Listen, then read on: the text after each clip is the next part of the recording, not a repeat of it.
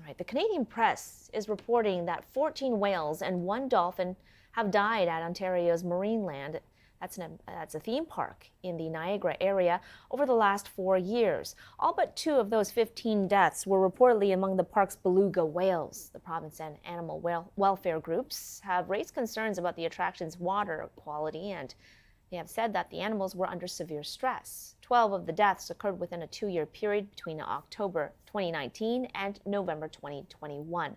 The Niagara Falls Park has denied any link between the whales' death and water quality.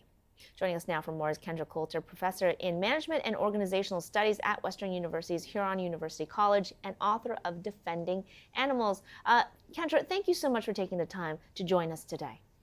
Thank you. It's an important issue. So Kendra, talk to us a little bit about that and why this is an important issue for you and for others who are watching this and who have spoken out with concerns.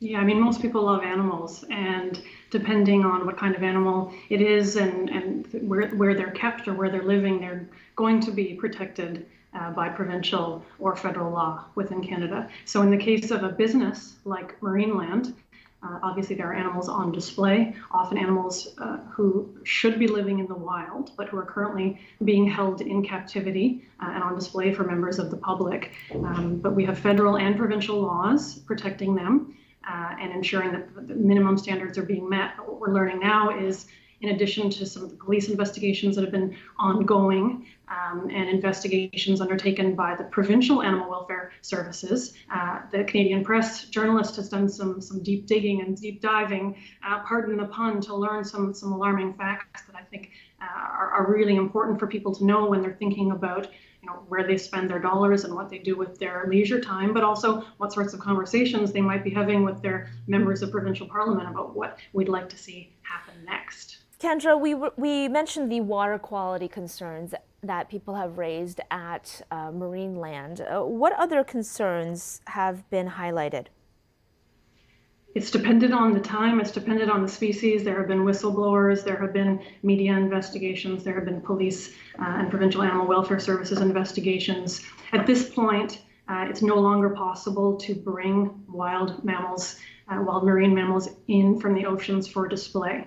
But businesses like Marineland have a grandparent clause in Canadian legislation allowing them to continue to keep animals that they have. However, of course, those animals in the medium term need to be kept in conditions that meet the absolute minimum. So we're not talking about setting a higher standard in terms of greater ethical concerns that a lot of Canadians have. I think that's where we'd like to go. But at this point, we really need to see the minimum standards being met.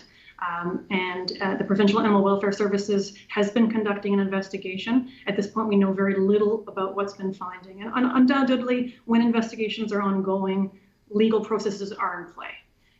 But that said, law enforcement agencies have found a balance when members of the public have a particular interest and have a particular need to know. So in this case, when we're talking about a large attraction, when people might be choosing whether to go or not go, I think a little additional information would be helpful so we can know what's happening or, unfortunately, what's not happening in the case of the animal's well-being. Kendra, what has Marineland said about the allegations against the park, and what kind of changes has it made?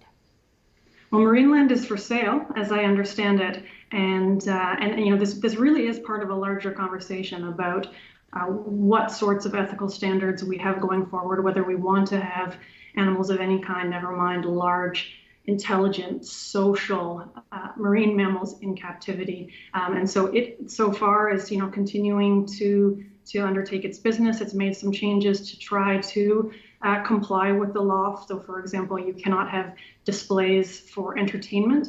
So Marineland has pivoted and now says its performances, displays, discussions are for education. Obviously, that's a very fine line. But what's most important here, I think, is that we remember these are thinking, feeling animals. And this is a large business, a money-making business, $50 a head or something, I think, to get in the gate. There have been discussions about whether those animals should be transferred to sanctuaries where they're not on display, where they're not being seen by the public. And that would be a positive step for them. The facility itself could be transformed into some other kind of entertainment venue that doesn't rely on displaying captive animals. There's also been calls for that land to be returned to First Nations. So there are a lot of possibilities for the future. And I think we all love animals. We want to have a humane Canada. And so let's see more action. Let's see more clarity. Let's see more strides made so we can really do right by the animals with whom we share these lands and the waters that surround Canada. There are a lot of possibilities. I'd like to see us moving in those sorts of more truly humane and respectful directions. Okay, Kendra Coulter, thank you so much for your time today. My pleasure. Thank you.